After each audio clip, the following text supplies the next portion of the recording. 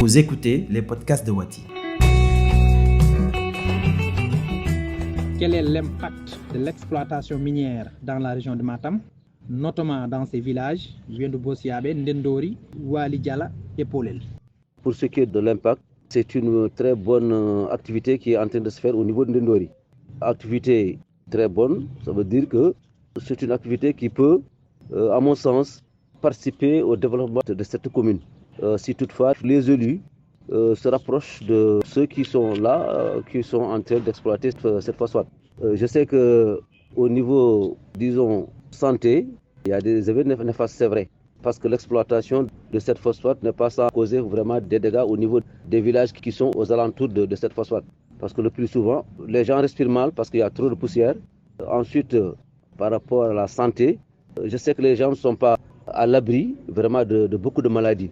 Par rapport aux effets positifs, je sais que ça peut contribuer aussi à l'emploi des jeunes. Vous avez évoqué les conséquences sanitaires, mais également quelles sont les conséquences environnementales? Au niveau de l'environnement, c'est comme je dis, parce que c'est des gros porteurs qui viennent. Il y a déjà la dégradation de nos routes. Les arbres aussi en souffrent. Les cultures, vous voyez, tout au long de ces routes, les cultures sont couvertes de poussière, de trucs rouges, de la poussière, vraiment, c'est extraordinaire. Avez-vous l'écho des plaintes selon lesquelles les mineurs ne travaillent pas dans de bonnes conditions, c'est-à-dire les travailleurs de la mine? Certainement, des gens qui ne sont pas formés. Quand on travaille dans une mine, moi je crois que la première chose qu'il faut faire d'abord, c'est de former ces gens-là, parce qu'on travaille dans un environnement où il y a trop de poussière, où il y a beaucoup de choses. Il faut former les jeunes. Il faut avoir par exemple des cache-nez, parce qu'il y a trop de poussière, il y a un problème de santé que risquent vraiment ces jeunes qui travaillent. Donc il y a tout ça. Je ne sais pas s'ils sont bien payés ou non. Je ne sais pas. Mais je sais quand même qu'il y a eu des révoltes. Peut-être qu'il y a quelques jeunes qui travaillent dedans, mais il y a beaucoup de jeunes qui ne travaillent pas. En principe, les jeunes devaient être en premier bénéficiaires de cette activité. Beaucoup de problèmes, je crois que c'est dû au fait que ces collectivités, les élus, ne jouent pas leur rôle. Il faudrait que ces maires qui sont là aillent voir les exploitants, discuter avec eux pour avoir des redevances. Parce que les communes doivent bénéficier vraiment de beaucoup de retombées. En principe, les communes devraient être là auprès de ces gens pour réclamer beaucoup de choses. Okay. Donc, si les collectivités ne vont pas voir ces gens-là, comment voudrez-vous que ces mines nous donnent des engrais? Si personne ne réclame des engrais, alors eux, ils font leurs affaires et puis c'est tout. Donc, M. Ba, selon vous, qu'est-ce qu'un bon maire? Un bon maire, c'est celui-là qui d'abord connaît les réalités de son terrain. C'est celui-là qui peut aller trouver des partenaires, créer un partenariat, parce que les communes n'ont pas assez de moyens.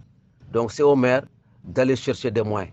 Alors s'il y a par exemple des ONG qui travaillent dans l'aire de notre commune, on doit savoir ce qu'ils sont en train de faire et voir qu'est-ce que ces jeunes-là peuvent nous apporter. S'il y a des mines, s'il y a des usines, le maire doit être censé de connaître tout ça pour pouvoir quand même bénéficier de quelque chose. Donc il faut aller chercher. Mais malheureusement, beaucoup d'usines sont là, beaucoup d'ONG sont là, mais les maires sont au courant de rien. Alors c'est pas bien.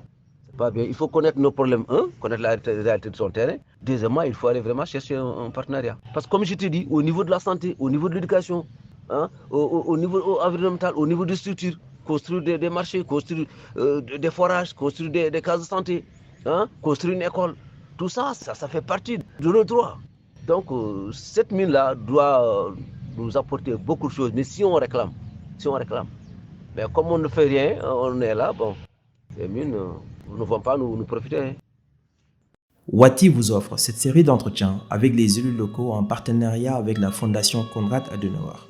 Pour découvrir plus de localités des 14 régions du Sénégal, rejoignez le site internet www.senegalpolitique.org.